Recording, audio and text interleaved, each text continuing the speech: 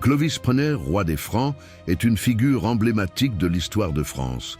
Né vers 466 et mort en 511, il est le premier roi des Francs unifié et a joué un rôle déterminant dans la consolidation des royaumes francs. Carrière et accession au pouvoir. Clovis est né dans une famille royale mérovingienne.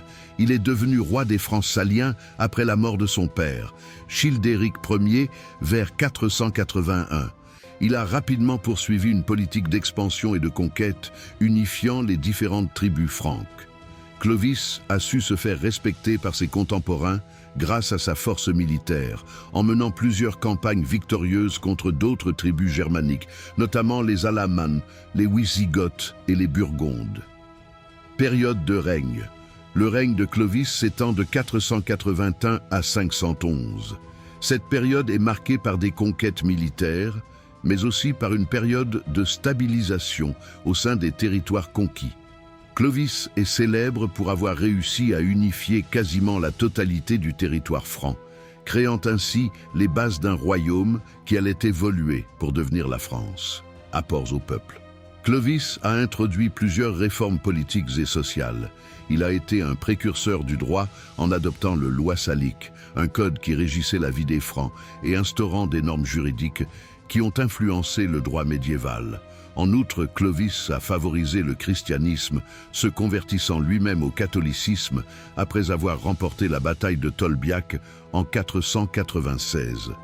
Cette conversion a permis aux Francs de s'allier à l'Église catholique, ce qui a consolidé son pouvoir et légitimé son règne.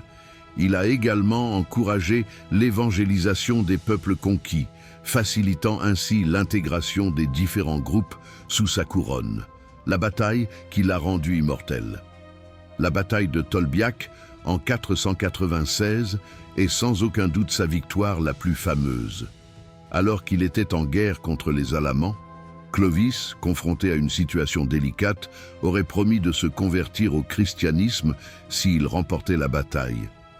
Avec l'aide de son armée, il a réussi à vaincre les Alamans, ce qui a marqué un tournant dans sa carrière. Sa conversion, symbolisée par son baptême par l'évêque Rémi, a non seulement renforcé son autorité, mais a aussi eu un impact durable sur l'histoire de France en établissant une connexion étroite entre la royauté française et l'Église catholique. Héritage. Clovis a laissé un héritage durable. Son dynastie, la dynastie mérovingienne, a perduré plusieurs générations. De plus, son rôle dans l'unification des Francs et la promotion du christianisme a fait de lui une figure centrale dans la formation de l'identité française. Sa vie et son règne sont souvent utilisés par les historiens comme un point de départ pour l'exploration de la transition entre l'Antiquité tardive et le Moyen Âge en Europe.